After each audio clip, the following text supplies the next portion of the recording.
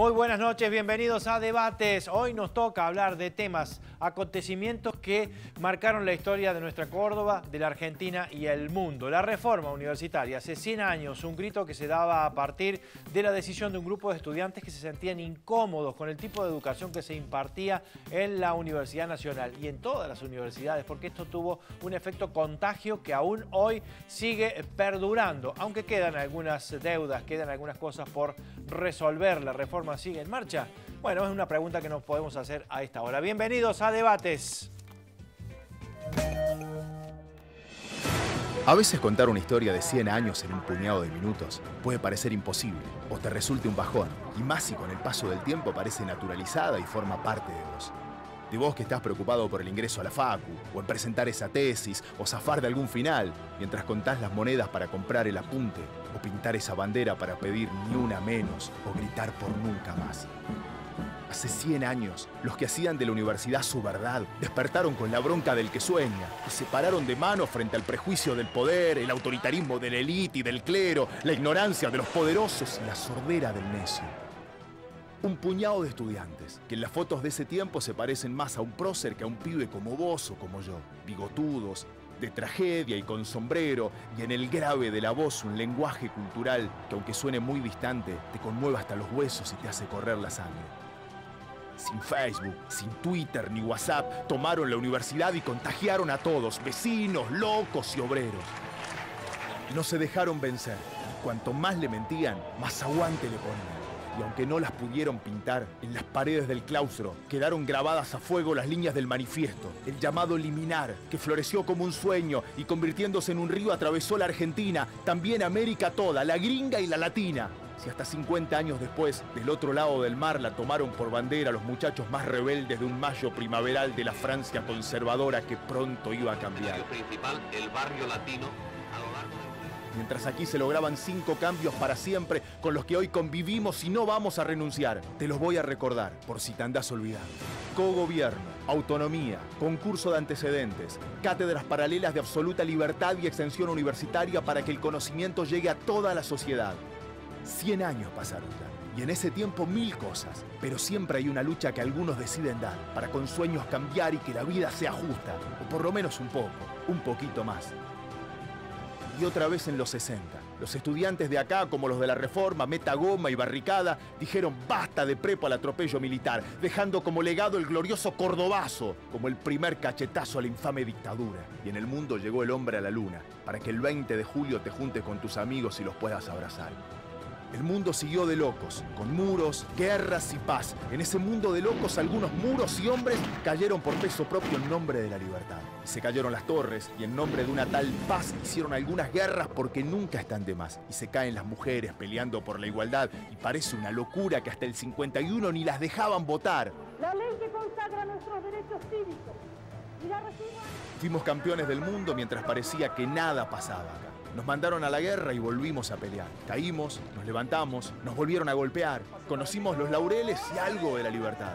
Se aflojaron unas piernas, pero supimos pegar. Defendimos la memoria y entre pañuelo y pañuelo no la vamos a soltar. Pero lo más importante es no permitir olvidar que los derechos y las luchas que nos legaron de atrás se defienden cada día, porque aunque parezcan eternos, siempre los pueden robar. Hay luchas que ya nos dimos y muchas más para dar. Defendamos el libre acceso a nuestra universidad, el boleto educativo y su gratuidad, las becas y los sueños, el amor y la diversidad. Córdoba se redime. Desde hoy contamos para el país con una vergüenza menos y una libertad más. Los dolores que quedan son las libertades que faltan. Creemos no equivocarnos. Las resonancias del corazón nos lo advierten. Estamos pisando sobre una revolución. Estamos viviendo una hora americana, decía Deodoro Roca en el manifiesto liminar. Mientras yo solo les digo, bienvenidos este año a nuestra universidad, en el que Córdoba añora el despertar de la idea más hermosa que ha nacido en esta tierra, acerca de la libertad.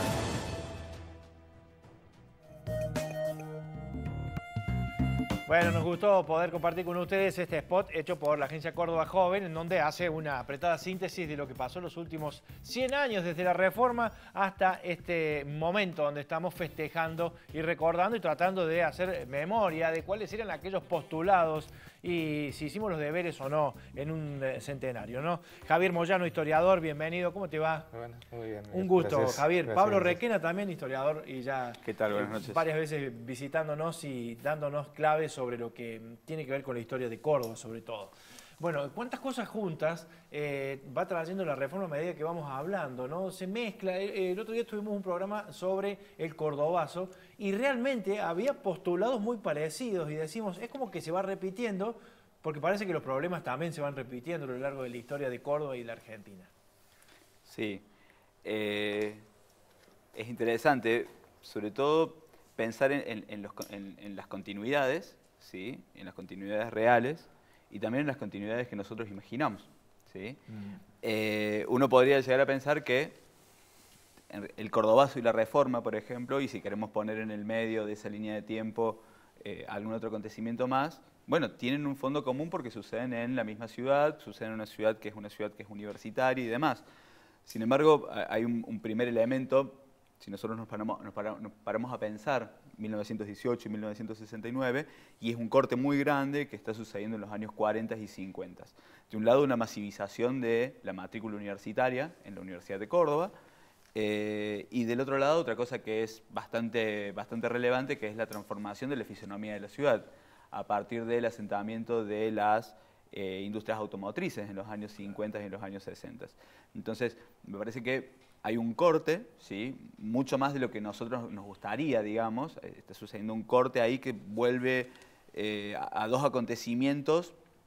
La ciudad se transforma completamente entre los dos, ¿no?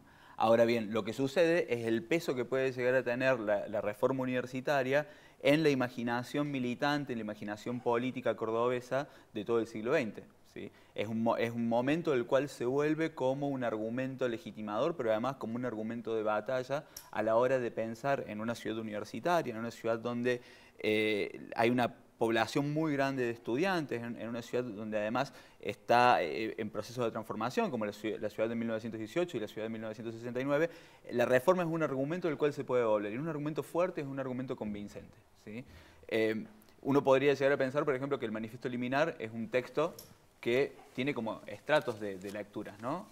Ya no vamos a poder leerlo, por ejemplo, como si estuviésemos el 21 de junio de 1918, al ratito que salió publicado en la Gaceta Universitaria.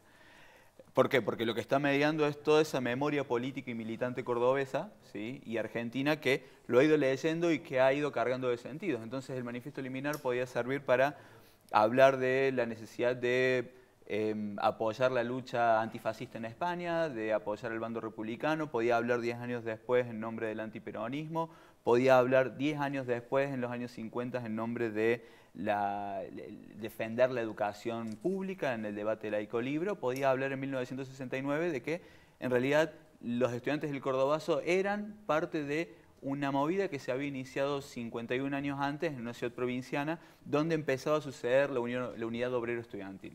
Ahora bien, cuando nosotros, ¿por qué es la eficacia de la reforma? Porque cuando nosotros nos vamos a 1918 no encontramos de buenas a primeras obreros, o no encontramos una preocupación obrera de parte de los estudiantes universitarios. Sin embargo, es tan fuerte y es tan potente que nosotros no podemos dejar de pensar, ¿sí? en que ahí nace algo que cambia completamente y que va a definir el mapa de las políticas emancipatorias y las políticas alternativas en Córdoba y en gran parte del país. Ya hablamos con Javier también sobre esto porque sí. Quiero hacer que rebobinemos en el tiempo y nos vayamos a 1918 para mostrar, Javier y Pablo, cómo era remarcar. Nuevamente hemos hablado del tema, pero queremos seguir desarrollando aspectos que tienen que ver con la reforma universitaria. Volvemos a 1918, decíamos, porque la universidad era realmente otra cosa. Contextualicemos de esta forma, dale. La Universidad Nacional de Córdoba, fundada en 1613 por los padres jesuitas, es, para la primera década del siglo XX, una institución arcaica y tradicional. Mientras en el resto de la Argentina y en el mundo se producen grandes cambios políticos, como la revolución bolchevique o el advenimiento del radicalismo al poder, la Universidad Cordobesa está detenida en el tiempo. Su apego a las doctrinas religiosas y conservadoras que rechazan la modernidad y los nuevos conocimientos científicos, la mantiene en un estado vetusto y colonial y despierta un enorme rechazo entre sus alumnos. Durante 1918, los estudiantes comienzan a rebelarse contra estas estructuras y a manifestarse por una universidad abierta, democrática y de rigor intelectual. En junio de ese año, las protestas alcanzan su punto más alto y los estudiantes logran imponer los principios reformistas: autonomía universitaria, cogobierno estudiantil, libertad de cátedra. Ese conjunto de medidas dan un gran impulso a los altos estudios en la Argentina y facilitan el ingreso de nuevos sectores sociales a los niveles superiores del sistema educativo, antes reservados a las clases dominantes. Con el transcurrir de los meses, las ideas de la reforma se extienden a las universidades argentinas y luego cosechan adhesiones en toda América Latina, hasta convertirse en la base fundacional del movimiento estudiantil latinoamericano.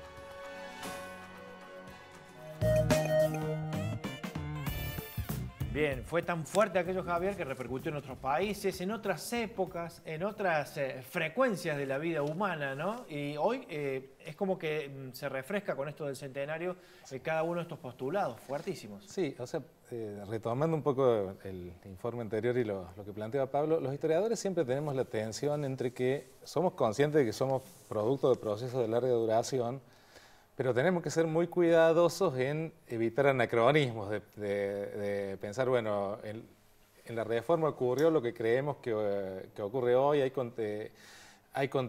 una continuidad absoluta, o incluso a veces que lo planteamos en términos de deudas pendientes. O sea, el colmo de los anacronismos, creo que lo vimos ayer cuando un ministro nos decía lo que los reformistas hubieran hecho o dejado de hacer. Yo no sé si estuvo bien o mal que lo abuchearan, pero no tengo bien en claro que los reformistas no podrían, no estaría en su repertorio de lucha abuchear a un funcionario o muchas más cosas, incluso como derribar estatuas, autodesignarse autoridades de la universidad, tomar exámenes y asimismo conseguir lo que querían. O sea, en ese sentido me parece que hay que ubicar, digamos, que la reforma tiene repercusiones, indudablemente, pero no necesariamente las repercusiones construidas posteriormente. Yo creo que la reforma deja marcas, o sea, el poder que tiene el estudiantado en las instancias institucionales de decisión de nuestras universidades argentinas es una marca clara de la reforma, pero no sin marchas y contramarchas en el medio. O sea, eso es o sea, no hay una relación así que esencialista que empezó en la reforma y llega hasta nuestros días. Esa es la primera cuestión. La influencia sobre Latinoamérica, indudablemente que tiene una influencia sobre Latinoamérica, pero yo siempre me niego a pensar, incluso contra nuestros intereses como historiadores que nos invitan de otras partes del país o incluso de otras partes de Latinoamérica a hablar de la reforma, yo me niego a pensar que en Córdoba se prendió una llamita que se extendió por todo el continente. O sea, el hecho cordobés fue contundente